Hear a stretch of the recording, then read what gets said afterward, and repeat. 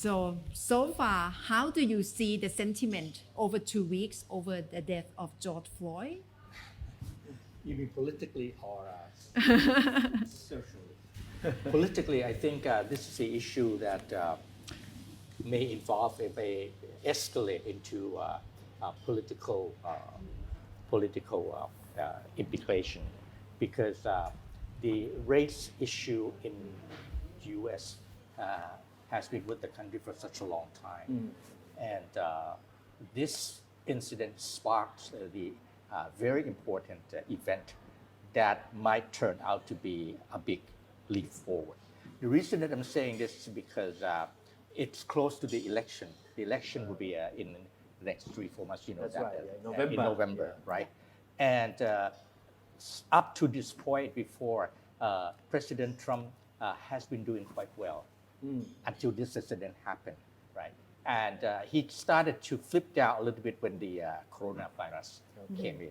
And this, in a way, struck in, and it's supposed to be worse for Trump, but in a way, Trump came out and tried to please his base by trying to make it political instead of trying to mingle the country. Do you think it works? Well, I don't know. I think that he believes that he would get the vote from his base because that's what he cared for. Okay, he's not trying to mend the divide society. That's what's going on. But I think he is going to go for broke.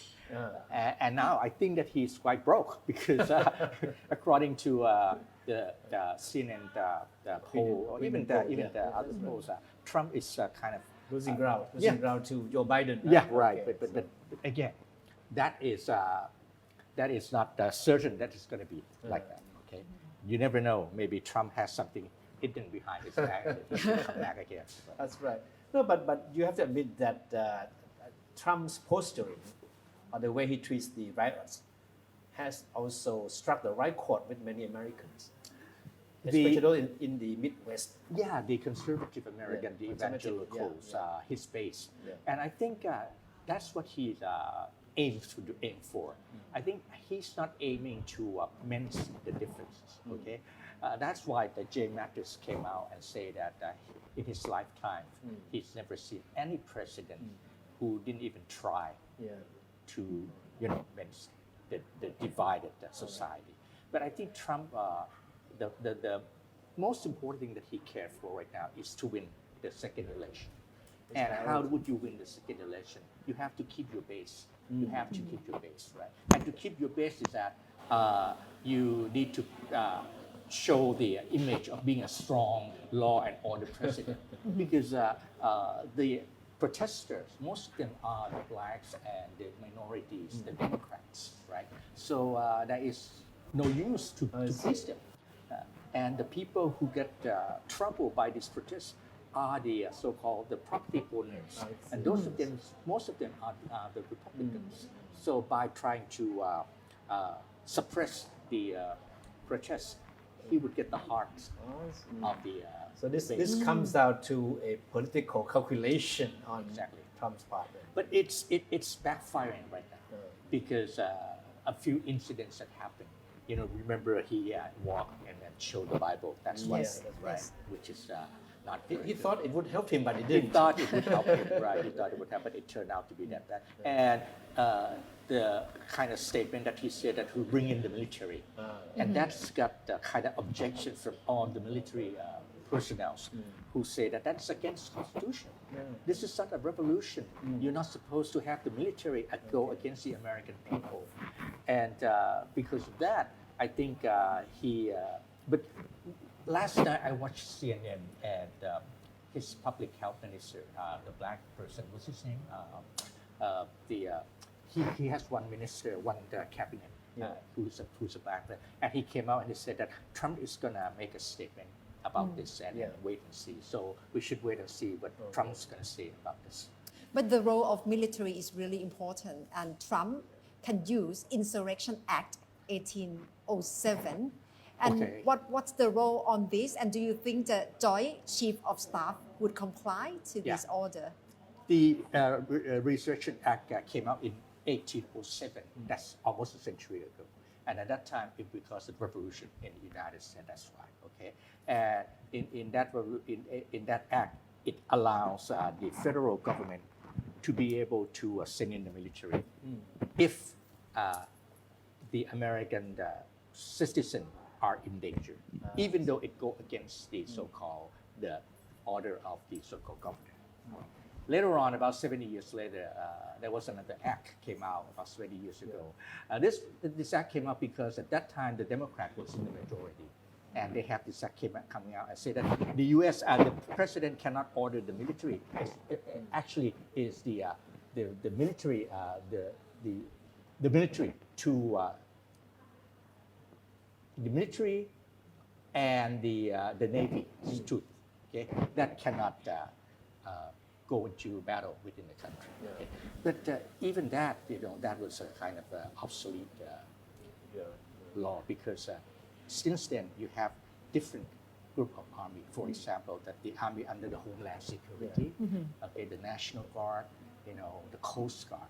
These are different type of military, and they are not forbidden by the law. By this law. No, but if worse comes to worse, and the situation gets out of hand, you think that Trump would have the guts to really employ the military to quell the riots? That's a good question. I think that because the feedback from the many generals who came out against it, I think Trump might have a second thought about this. But anyways, Trump is unpredictable. We don't know, and he can go one way this way and he can go another way. Right? Whatever that he thinks would lead him to the victory in the election, he will go. That's a priority. Yeah, he doesn't have a weak face. He can go for it. Anything. All right, so that's the political aspect of Right. things that we're talking about. Now the social impact. Yeah, what I'm going to say is this: protest itself is not good enough. Okay, because what you need to do for the protester, you need to change the law. Okay, you need to change the law. So this protest can keep on going, which is okay, all right, and that would weaken Trump. But the protest itself will not make it a success. What he needs to do, what the protester needs to do is that I think November election would be a good start. Okay? Because of a lot of Democrats come out, right? They need to vote. They need to go to vote. They need to go to vote and get the Democrat into the, especially the Senate and the White House. If they can do that, then they can make the change. Just like Martin Luther King did that in 1967, 64, 65, about the voting right. So, but the problem is, these young Democrats, they are not like the Republicans. The Republicans, they are the one that's serious about voting, right? But the young Democrats, they are too lazy to go to votes. This is a statistic, okay? So they have to try to make sure that these people who protest, they need to go to the voting booths.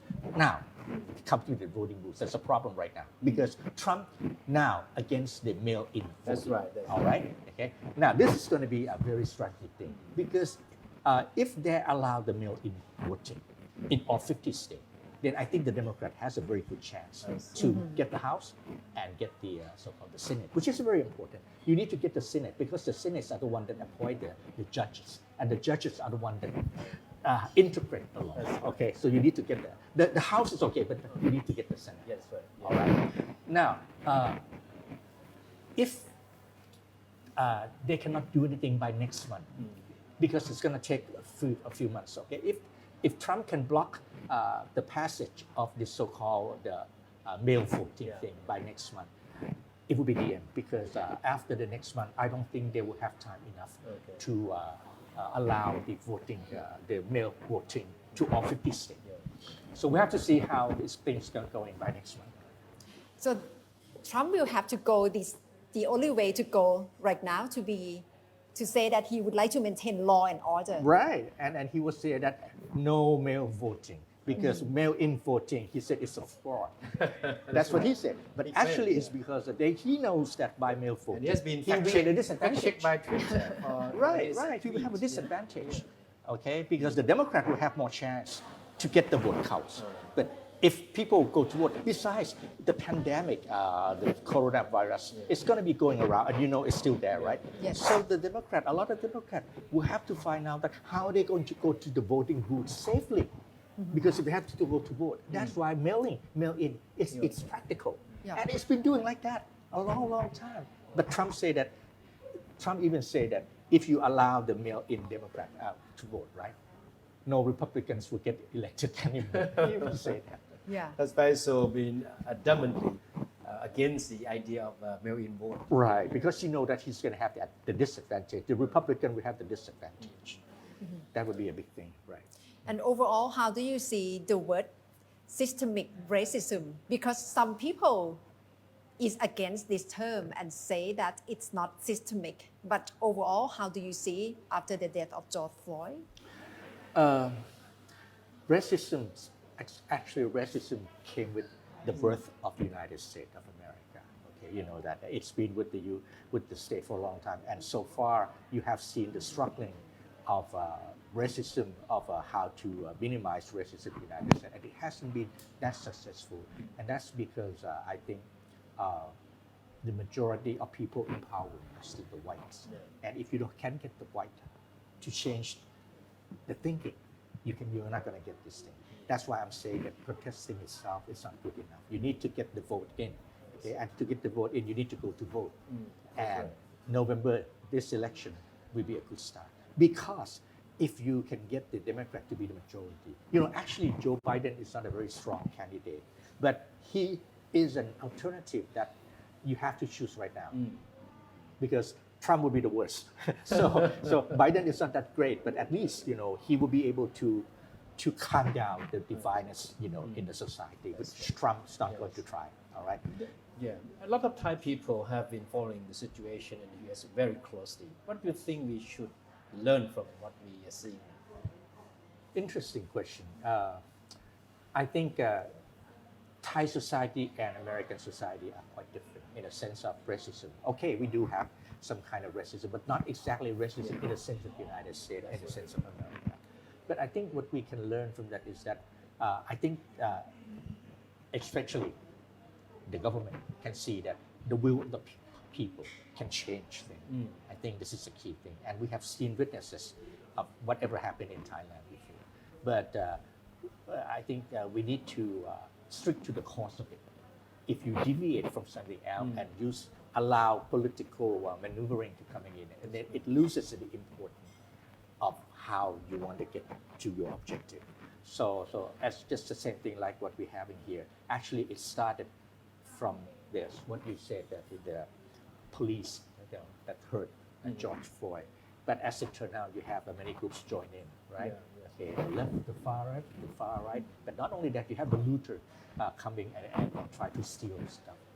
But this is I think I would say that this is natural because when you have the protest, you cannot control it.